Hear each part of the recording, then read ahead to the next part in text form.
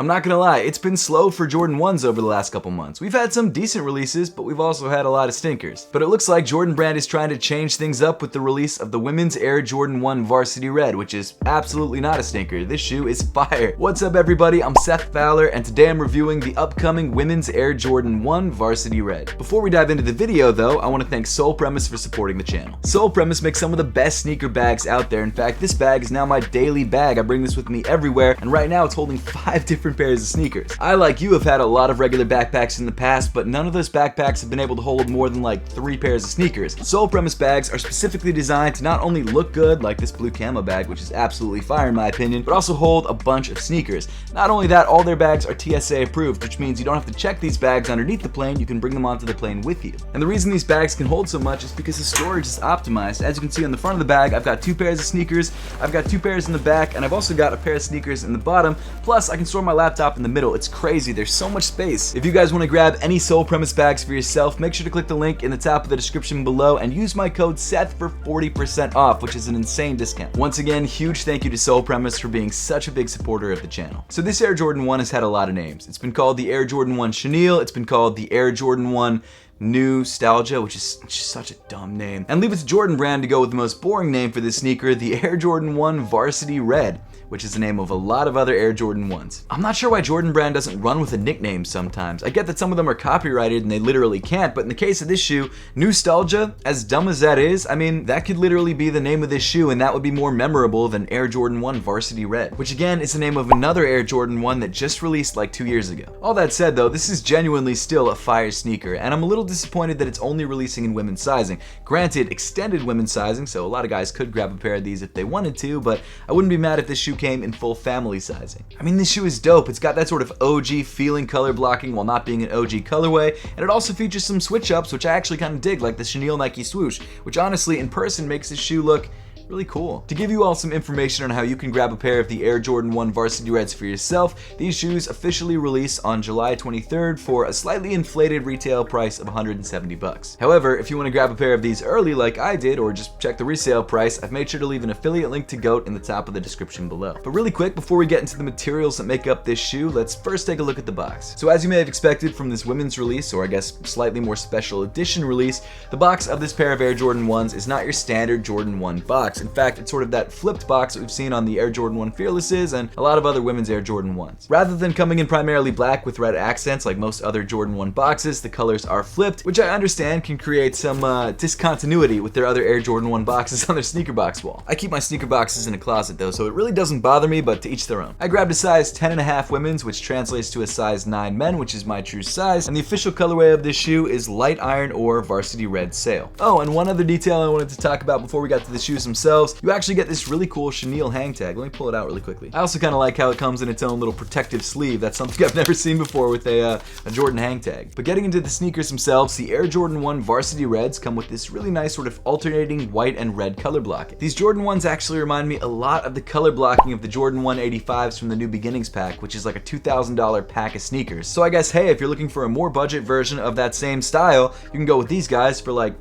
25% of the price. Actually, realistically, it's like 10% of the price if you're not paying resale. But getting into the materials, starting off around the toe, you've got this really nice deep varsity red on the mudguard. The quality of the leather isn't terrible, but it's also not amazing. It's just kind of your standard Jordan 1 leather, which is crap leather honestly, but you know, for $170 you can't ask for that much more. In the center of the toe, you've got this bright white leather with this light tumble texture. Again, it's relatively soft, but it's nothing crazy. Moving up on the shoe, weaving through the red eye stays, you've got these flat red laces which come pre-started in the shoe. However, if you don't like these red laces, you could switch them out for the sort of sail colored laces that also come in the box. I personally prefer the red laces because they tie the shoe together. I make that pun every single time I do a review, sorry. But the cream laces also don't look bad. I'm gonna stick with the red laces though because I just like the way that the red matches the other red on the rest of the shoe. Underneath the laces, you do have a pretty interesting material change up in that the tongue is no longer your standard nylon tongue, but instead comes in this sort of corduroy type material. It also comes in a light gray color, which actually matches the sock liner and the ankle leather pretty nicely. Now, according to Jordan Brand, the reason for the material change on the tongue and also the Nike Swoosh